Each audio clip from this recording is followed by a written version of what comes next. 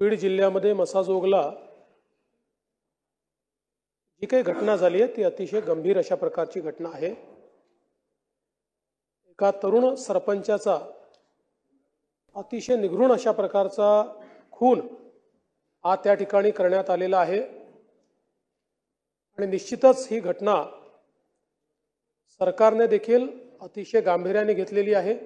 या संदर्भात तिथला जो पीआय आहे त्याला सक्तीच्या रजेवर पाठवलाय।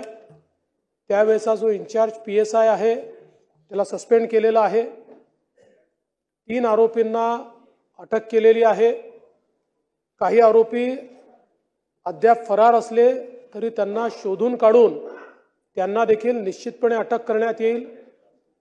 मुळातच मी माननीय विरोधी पक्षनेत्यांना एवढंच सांगू इच्छितो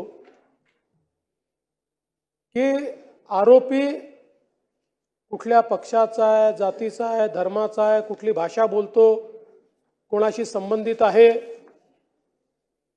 अशा प्रकारचा विचार न करता जो खरोखर घटनेमध्ये इन्व्हॉल्व असेल अशा प्रत्येकावर कारवाई केलीच जाईल।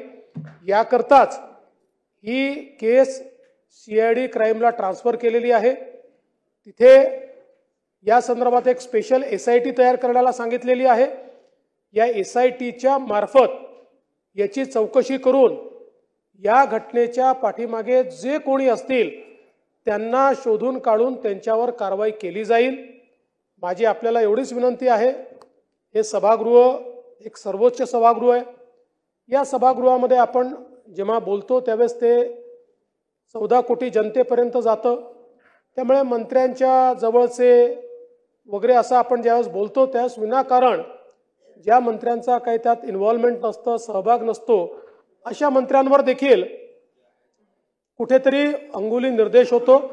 त्यामुळे मला असं वाटतं की सरकारवर सरकार पक्षाचा, विरोधी पक्षाचा कोणाचाही दबाव हा कुठल्याही आरोपीला वाचवा असा आलेला नाही, कोणाचाच नाही। त्यामुळे जे आरोपी निष्पन्न होतील आणि आम्ही याच्यामध्ये संपूर्ण टेक्निकल आणि एआय या दोन्हीचा वापर करतो। पहिल्यांदा काही गुन्हे आपण आता आर्टिफिशियल इंटेलिजन्सच्या माध्यमातून त्या ठिकाणी सगळी कनेक्टिव्हिटी शोधून काढतो। इथे देखील आपण ते करणार आहोत।